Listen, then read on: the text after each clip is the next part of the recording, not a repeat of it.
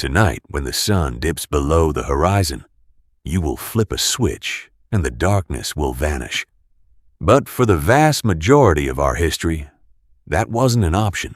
Imagine standing in the middle of an African savanna 200,000 years ago, with no fire, no walls, and eyes that were never designed to see in the black. In that world, the dark wasn't just a lack of light. It was a physical weight. Without the mastery of fire, early humans were effectively blind in an environment dominated by predators who had spent millions of years perfecting the art of the night hunt. To understand how we survived this, we have to look past the physical and dive into the neurological, because the way our ancestors survived the dark had more to do with the clock inside their heads than the strength in their hands. Our survival began with a fundamental biological disadvantage.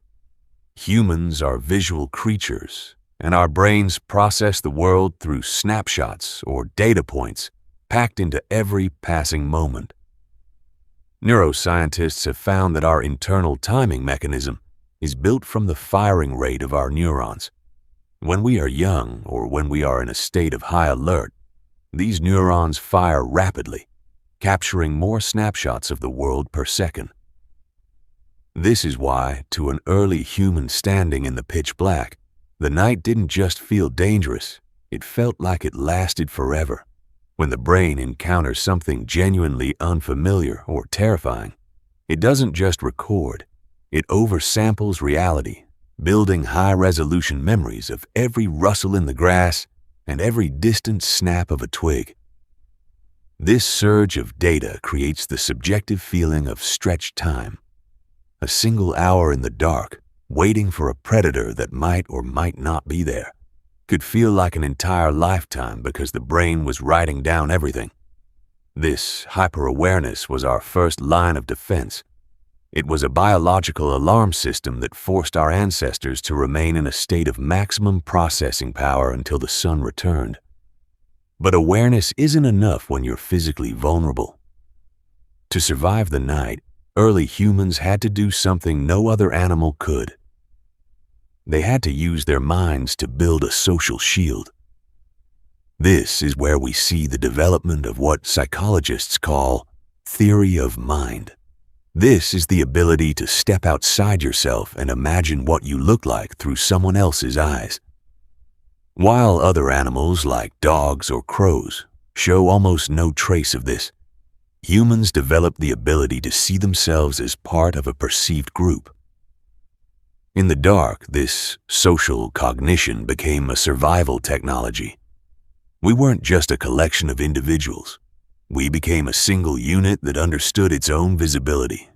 Researchers have argued that this awareness of being seen, this fundamental human sense of shame or perception, is what eventually drove us to wear clothing. Long before we needed fabric for warmth, we used it as a symbolic way to control our image and signal our identity to the rest of the tribe. In a world without light, knowing who was standing next to you, whether they were an ally or a threat, was a matter of life and death. Clothing and body decoration became a system of instant communication, a language that functioned before a single word was even spoken. However, the most dangerous part of the night wasn't the strong, it was the helpless. In a cold, dark world, an infant's cry is a beacon for predators. Logically, the most efficient move for a group under threat would be to abandon the vulnerable. Yet, we didn't.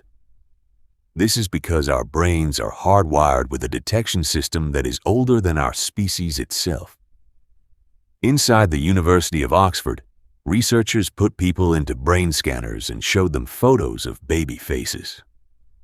Within 140 milliseconds, before the person even consciously realized what they were looking at, the reward center of the brain lit up. This wasn't a choice. It was a reflex. The human brain is designed to recognize infantile features, the large eyes, the protruding forehead, the specific proportions that signify a baby, and respond with an immediate impulse to protect and care.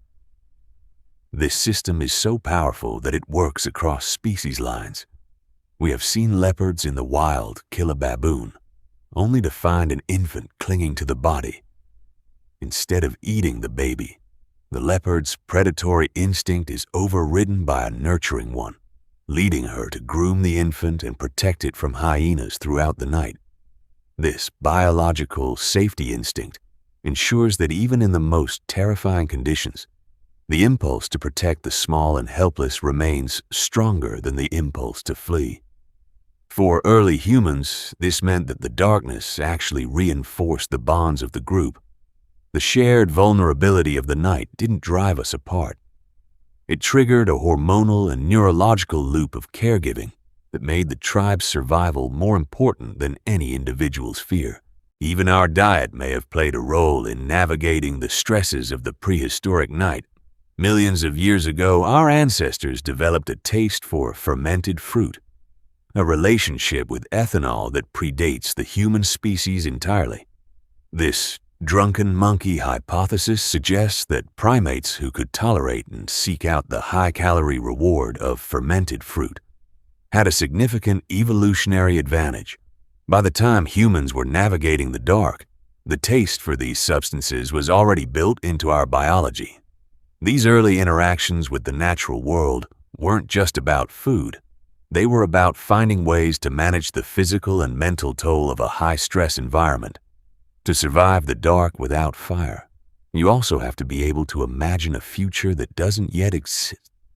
You have to look at the pitch-black horizon and believe that the sun will return. This requires future planning. The same mental ability we use today to keep promises or worry about the week ahead. No other animal does this.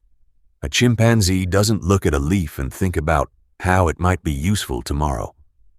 But humans did. We looked at animal hides and imagined them as protection. We looked at the night and imagined the morning. This ability to conceptualize a future version of ourselves allowed us to endure the long time of the neural clock by focusing on the symbolic continuity of the tribe. Ultimately, the reason your life feels like it's accelerating as you get older is because your brain has stopped encountering the kind of novelty that our ancestors faced every single night. For a child, every day is a first. For an adult, every day is a rerun, and the brain stops recording the details, causing the years to smear together in memory. But for the early humans surviving the dark, every night was an intense, high-resolution experience. They didn't just survive the night, they were shaped by it. Survival wasn't a physical feat, it was a mental one. We survived because our brains were wired to feel the weight of time, because we were evolved to see ourselves through the eyes of others, and because we possessed an instinct to protect the helpless that could override even the deepest fear of the dark. The next time you're outside at night and you feel that ancient prickle of unease, remember, that's not just fear. That's 170,000 years of social cognition and neural sampling kicking into gear. You're not just standing in the dark. You're experiencing the same biological machinery that turned a vulnerable primate into the master of the world. If you want to slow down your own perception of time, stop living in the reruns. Seek out the novelty that your brain is starving for. Go see new places. Challenge your routine and give your internal clock something worth recording. Thank you for watching.